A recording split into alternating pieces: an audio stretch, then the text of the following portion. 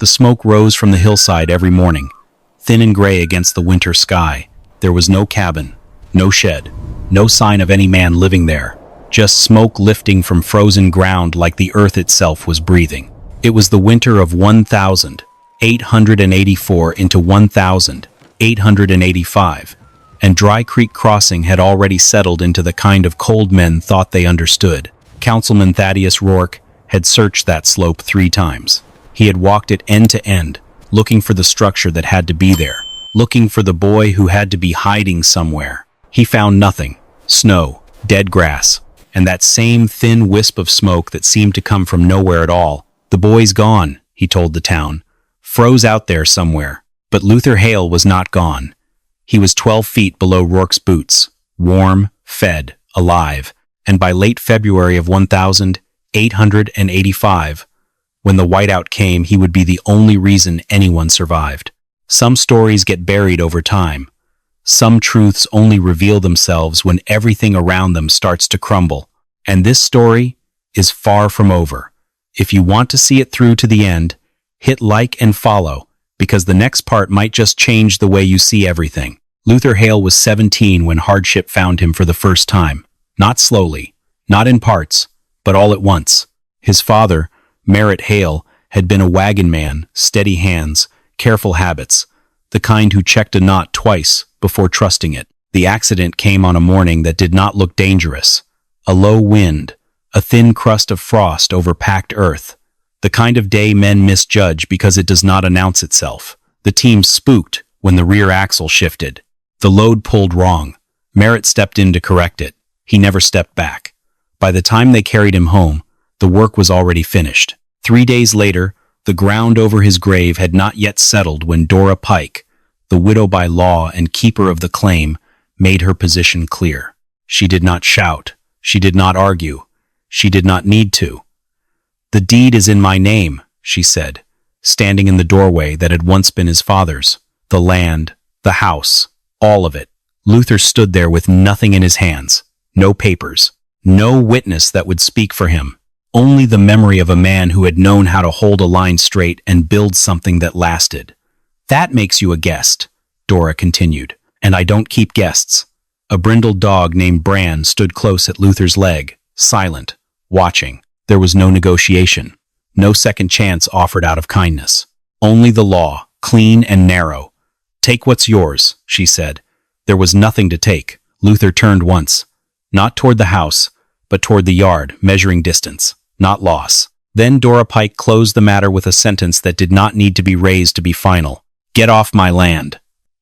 By the time Luther Hale reached the edge of Dry Creek Crossing, the story had already outrun him. Men had heard, women had heard, and like most things in a small settlement, the truth had been trimmed down into something simpler, easier to judge. A boy turned out, a house reclaimed, order restored.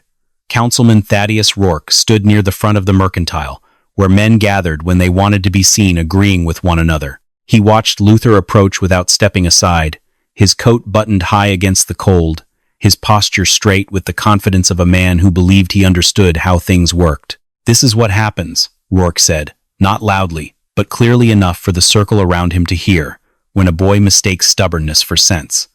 No one interrupted him. Rourke's eyes stayed on Luther, measuring him the way he had measured that hillside, looking for structure, for weakness, for something to correct. "A decent boy stays where he's put," he continued, "finds his place, works it." A pause, then the sentence that settled over the crowd like frost. "Only a stray goes to ground." A few men nodded. One or two let out a short breath of agreement. No one spoke against it. Luther did not answer. He did not slow. He did not look back. He did not offer defense or explanation, as if the judgment had passed through him without finding anything to hold. Bran stayed at his side, close and quiet. And behind him, Dry Creek Crossing made its decision without ever calling it that.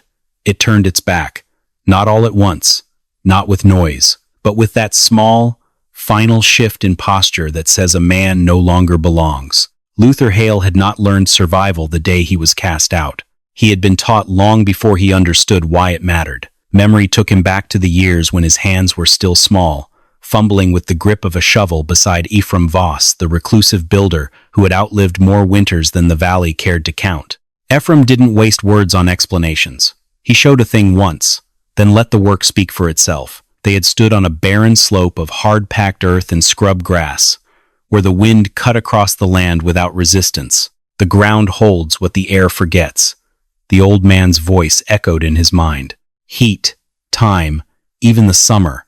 He taught Luther how to cut into a slope at an angle to break the wind's path, and how to ghost a chimney behind scattered stone so the smoke thinned into nothingness. Luther had listened with a boy's quiet reverence, unaware that one day those words would save him. Luther Hale did not wander far after leaving Dry Creek Crossing. He went where memory told him to go. Ephraim Voss lived beyond the last worked plots, where the land turned uneven and the wind no longer broke against fences or timber. The old man did not seem surprised to see him. Luther did not explain himself.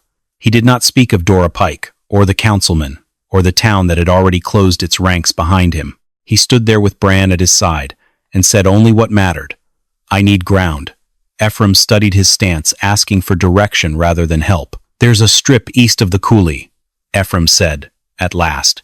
Rough land. No one filed it proper. Wind runs through it too hard for crops. Folks said it wasn't worth keeping. He stepped aside and reached for his coat. They weren't wrong, he added. Not for what they were trying to do. A pause. But it'll hold what you need. Luther nodded once.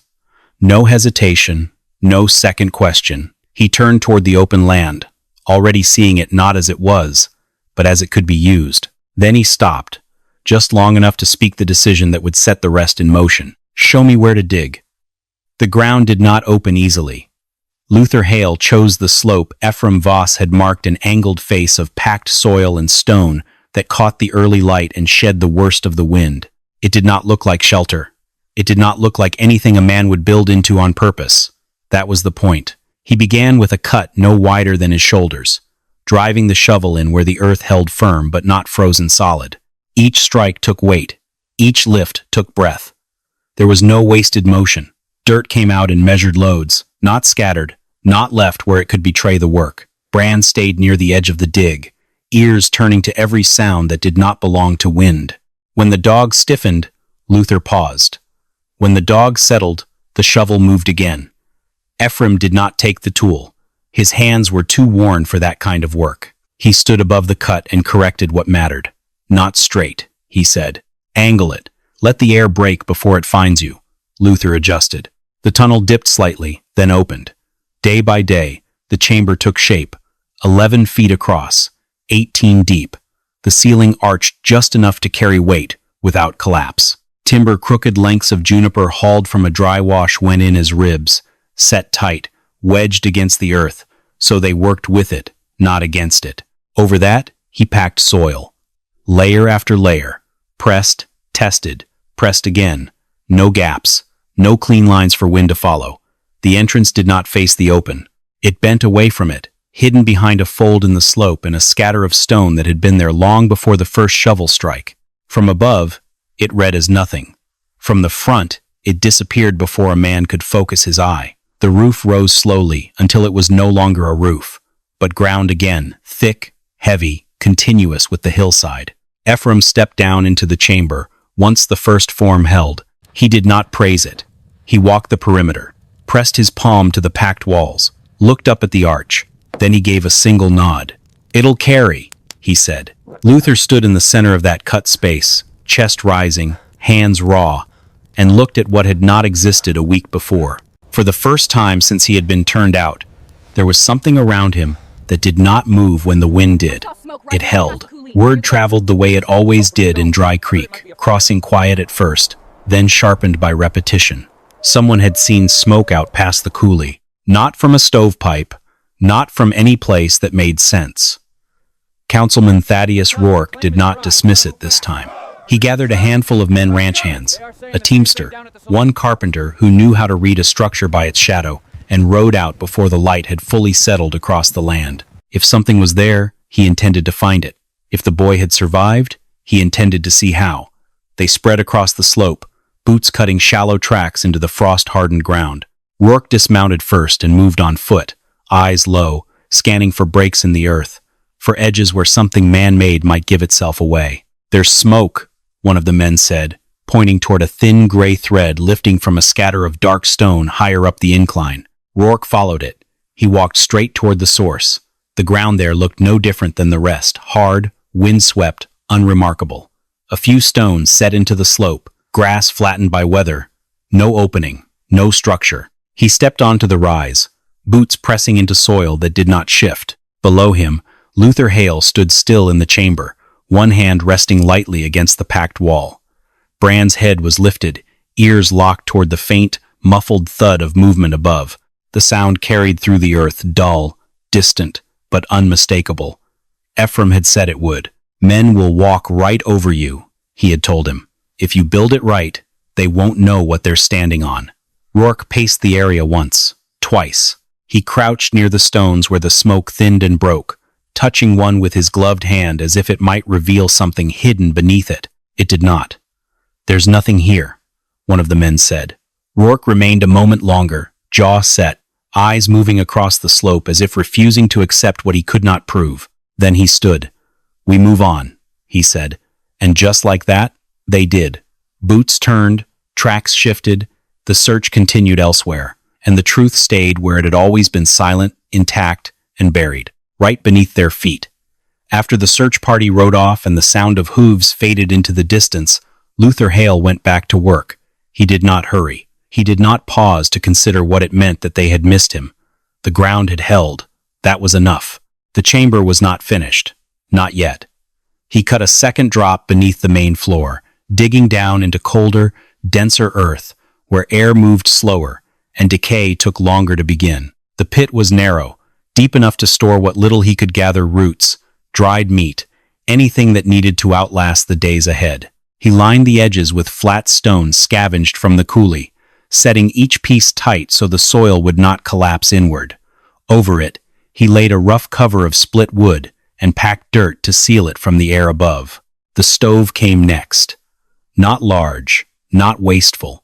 A narrow firebox built from scavenged iron and stone, fitted close against the wall so it gave heat without drawing too much from the room.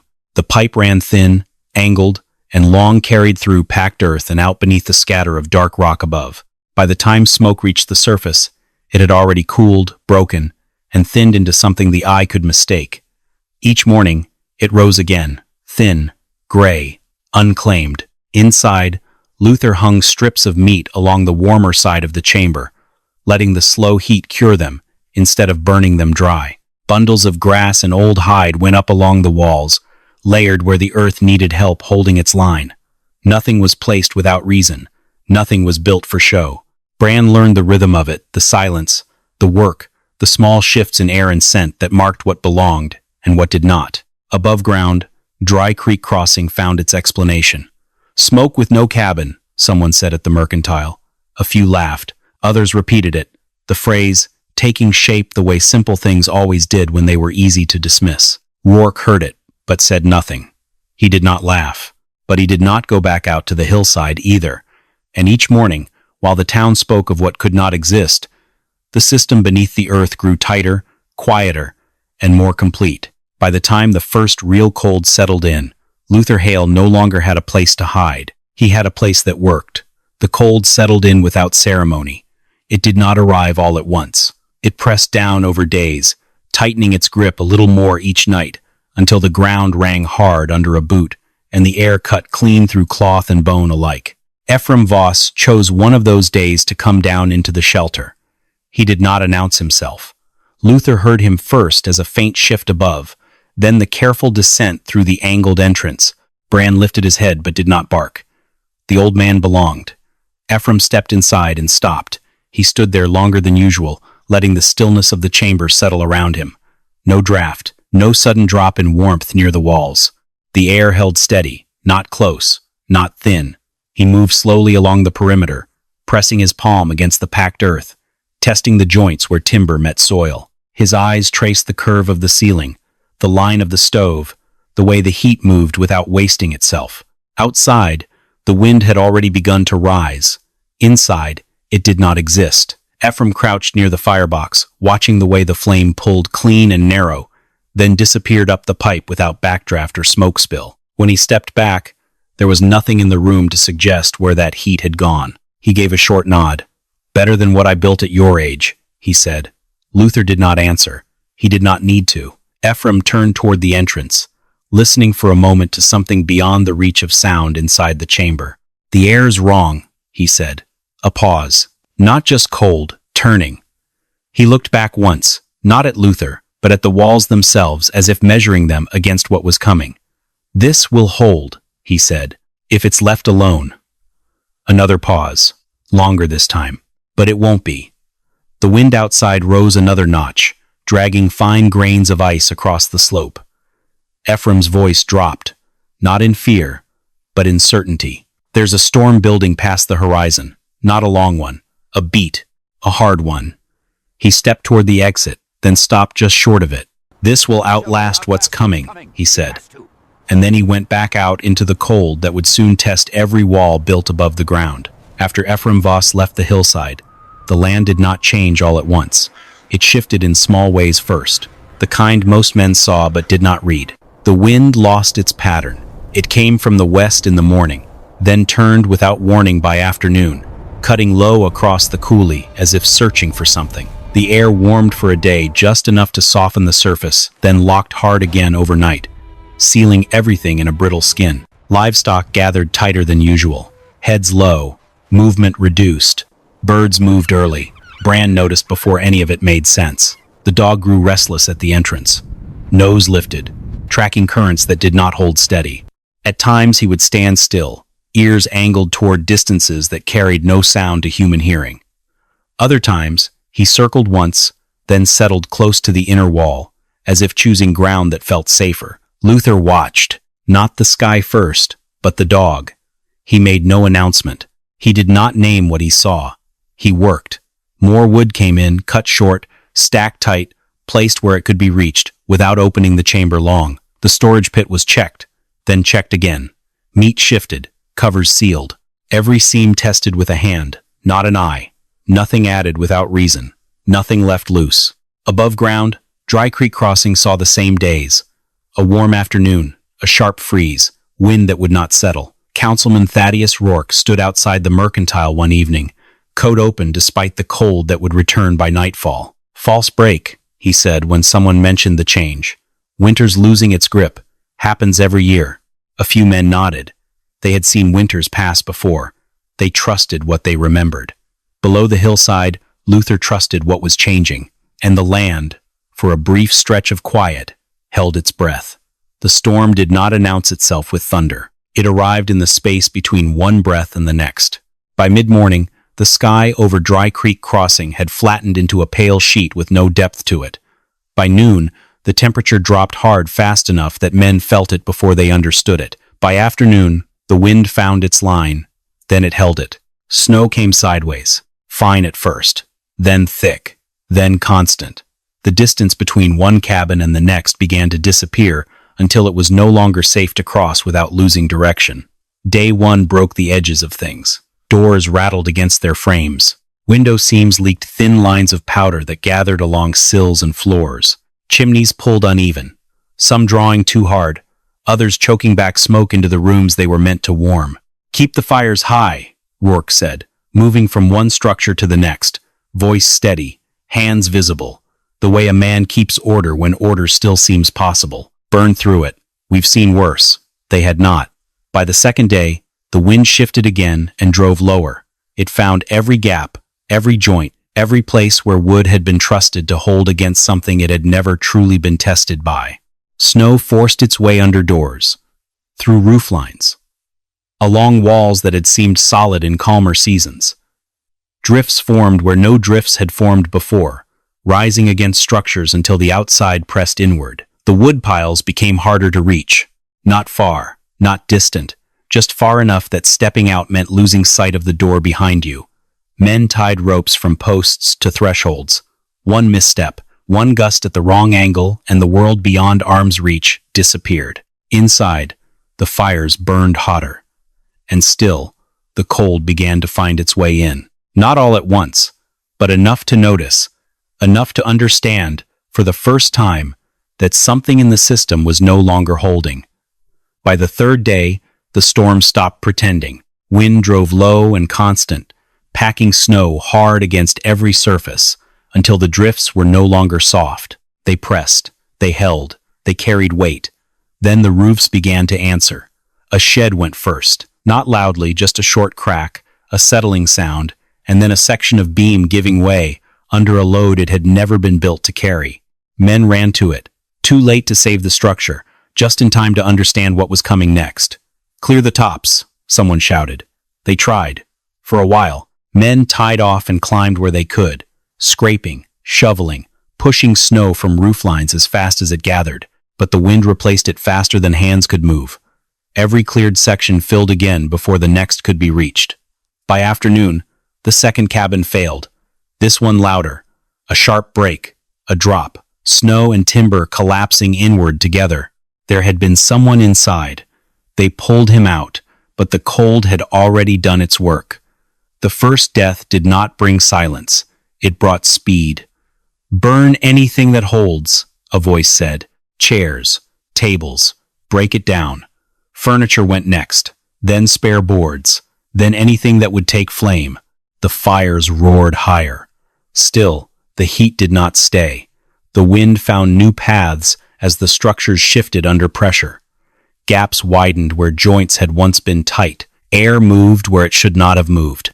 Inside, the cold came in layers, first at the floor, then along the walls, then in the air itself. By the fourth day, men stopped trying to control it. They moved instead to endure. Doors froze in place, hinges locked, rope lines vanished beneath drifted snow until the paths between the houses no longer existed, even in memory. Livestock died in the barns, some from cold, some from collapse, and through it all, through the noise, the breaking, the shouting, the growing count of names that would not answer there, was still that thin, steady line rising beyond the edge of town, smoke, unbroken, unaffected, visible only when the wind eased just enough to allow it, a mark in the distance that did not belong to anything they could see. By the time the fourth night settled in, Dry Creek Crossing understood something it had not known on the first. The ground they had trusted was killing them, and somewhere beyond it, something else was not. By the fifth day, there was nothing left to manage, only what could still be carried, and who could still move. The wind had not stopped, but it had thinned just enough to let shapes return to the world. Not clearly, not safely, just enough to know direction if a man already had one. Councilman Thaddeus Rourke stood in what remained of the main street and did not speak for a long time. Around him, the town had folded in on itself, roof lines broken, doors buried, paths erased. The fires had burned through what they could, and there was little left to feed them. The choice was no longer between options. It was between movement and death. Someone pointed first, not with certainty, not even with hope, just a hand raised toward the eastern rise. "There," the man said. "You see it?" Rourke followed the line of his finger. For a moment, there was nothing. Then the wind shifted, and it appeared, thin, gray, unbroken. The same line he had seen before, the one he had dismissed, the one that had not changed while everything else had. Rourke did not argue this time. He gathered who could walk, 19 in all. Some steady, some carried between others, faces hollowed by cold and hours without rest, hands wrapped, tied, or left bare where there was nothing left to cover them with. "Stay close," he said. No speech followed, no attempt to command more than that. They moved as one line. Step, pause, step again. The world beyond a few yards dissolved into white and shadow. The ground shifted underfoot, where drifts had reshaped it. More than once, a man lost his footing and had to be pulled back by those nearest him. No one turned around. The town behind them no longer held anything worth returning to. The smoke ahead did. They followed it the way men follow water when they have gone too long without it, not because they understood it, but because it was the only thing left that had not failed. And for the first time since the storm began, no one spoke of what should be there, only of what might still be. By the time they reached the base of the hillside, the line had tightened, not from order, from need. Rourke moved ahead of the others, eyes fixed on the place where the smoke broke against the air and disappeared into the stone. He did not call out. He did not question what he would find, because whatever was there, it was the last thing between them and the end of the storm. They found the entrance the way a man finds something he was never meant to see, not by looking for a door, but by following what did not belong. The smoke thinned as they climbed, breaking against a scatter of dark stone set into the slope. From a distance, it had looked like nothing. Up close, it still did until the angle shifted, and the ground revealed a narrow line where earth had been cut, then hidden again. Rourke stopped there. For a moment, no one moved. Then the shape changed. The line became an opening, and from it, a figure stepped forward. Luther Hale stood in the entrance, framed by the earth itself, not exposed to the wind, not marked by the cold in the way the others were. His coat held its form. His breath did not tear from him. Bran stood just behind his leg, still and watchful. Rourke looked at him as if seeing something that did not fit into any order he had known. "You," he said, the word catching on air that had no warmth left in it. "You're alive." Luther did not answer that. He looked past Rourke, taking in the line behind him, the ones who could no longer stand straight, the ones being held upright by others, the ones whose hands no longer worked as hands should. Then his eyes came back to the man at the front. "You said a stray goes to ground," Luther said. "No anger in it, no edge, just the words," returned. Rourke's jaw tightened, not in defiance, in recognition. "I was wrong," he said. The sentence came slower than any he had spoken before. "About all of it." The wind shifted again, driving cold through the line behind him. Someone stumbled. Another voice broke, then stopped. "There are children," Rourke added, lower now, "and men who won't make another hour out here." He did not step forward. He did not reach. He stood where he was and waited, because there was nothing left to demand. Luther held his gaze a moment longer. Then he stepped back from the entrance, not wide, not open, just enough. "There's room," he said, and the earth, which had been closed to them all winter, finally let them in. The entrance narrowed behind them as the last man stepped inside. Cold followed for a moment, thin, sharp, searching. Then it ended at the threshold. The chamber held. 19 people filled a space that had been built for one. Shoulders touched. Breath gathered. The sound of movement changed, softened by packed earth and low ceiling. No wind, no drifting snow, no loss of direction. Only the steady, contained warmth that did not rise and vanish, but stayed where it was made. Luther Hale did not speak at first. He moved. He set order before comfort. Wood was brought in from the entry stack, cut short, and fed into the narrow firebox in measured intervals. Not too much, not too fast. The flame stayed controlled, pulling clean through the pipe without smoke returning to the room. "Small fire," he said once, as a man reached for more than was needed. "It holds longer." Food came next, not passed freely, not wasted. He opened the lower storage pit and brought up what had been set aside: dried meat, roots, portions already measured by weight, not by hunger. Each share was handed out with the same care it had been stored. "Eat slow," he said. "You make it last. It lasts." Some listened immediately, others learned by watching. Bran moved between them without noise, settling near the wall, rising when someone shifted too quickly, sensing the strain in bodies that had come too close to breaking. Days passed without the sky. Time marked itself by the rhythm of the fire, the turning of rations, the quiet changes in breathing as strength returned where it had nearly been lost. Children, at first still and wide-eyed, began to move again, small steps in the narrow space, hands brushing against walls that held instead of giving way. Their voices returned before the adults allowed their own. The storm continued above them. It did not matter. The earth did not answer to it. On the third night, one of the men sat near the stove and looked at the packed wall beside him, pressing his palm against it as if testing something he could not name. "It's warm," he said, more to himself than anyone else. Luther did not look up. "It stays that way," he answered. No explanation followed. It did not need one. Everything that had been doubted was now in front of them, holding, working, unchanged by the force that had taken everything else. Above ground, structures had failed. Down here, Nothing moved that was not meant to. And in that still, contained space, the measure of the storm changed.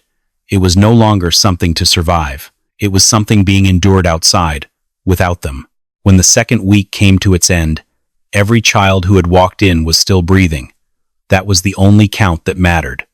When the storm finally broke, it did not end with a sound. It lifted. The wind fell away first, as if something had withdrawn its hand from the land. Then the sky opened in thin layers, light returning not as warmth, but as distance revealing what had been done. Relief teams reached Dry Creek Crossing days later. They found what was left: collapsed roofs, buried doorways, lines where houses had stood and no longer did. The town had not been emptied, but it had been reduced. Names were counted. Some were spoken, some were not. And always, in the telling, the same detail returned. Smoke from the hillside. No cabin, no structure anyone had seen before the storm. Just that thin line that had remained when everything else had failed. They followed it, as the survivors had. This time in clear light, this time without doubt. At the entrance, the ground opened the same way it had before, narrow, angled, hidden until the last moment. And inside, the proof still held. Luther Hale stood there as the others had first seen him, unchanged in the ways that mattered. Not untouched by what had happened, but not broken by it either. Councilman Thaddeus Rourke stood among the survivors, no longer at the front of anything. He did not wait to be asked. "I was wrong," he said, voice carrying across what remained of the gathered people. Not loud, not forced, just clear enough that no one could mistake it. About him, about this, he gestured, not broadly, but toward the hillside, the chamber beneath it, the work he had once dismissed without understanding. "I thought I knew what held in winter," he continued. "I was wrong about that too." He turned toward Luther, not as a councilman, not as a man with standing, but as one who had come through something he had not been prepared for. "I owe you my life," he said, "and more than that, I owe you the truth I refused to see." Luther listened. He did not step forward. He did not answer immediately. When he spoke, it was not to correct and not to accept anything that had been offered to him. "I didn't build it for you," he said. The words did not carry weight beyond what they were. "I built it because there wasn't anywhere else to stand." A pause. Then, as if finishing a thought that had never needed to be spoken until now, "The storm decides." Nothing followed that. It did not need to. Ephraim Voss stood near the edge of the group, watching the hillside more than the men upon it. He gave no speech, no claim. The work had spoken for him long before this moment. In the seasons that followed, the place took on a name, not given all at once, not written first, but spoken. Smoke from nowhere. It was said when a man prepared too early, when someone built more than others thought necessary, when caution looked like foolishness until it did not. Luther Hale stayed on that ground. He widened the chamber, reinforced what it already held, taught those who came willing to learn how to read the land the way it had to be read, not the way men preferred to see it. Councilman Thaddeus Rourke did not return to standing where he once had. He remained in the town, but not above it, quieter, slower to speak, faster to listen, because there are winters a man survives. And there are winters that change what he believes about survival. Dry Creek Crossing remembered that one, not for the storm itself, but for what endured beneath it. The smoke still rose on cold mornings, thin, gray, steady, and no one in that valley ever mistook it for nothing again. If you saw smoke rising from a hillside with no cabin, would you ignore it or go looking?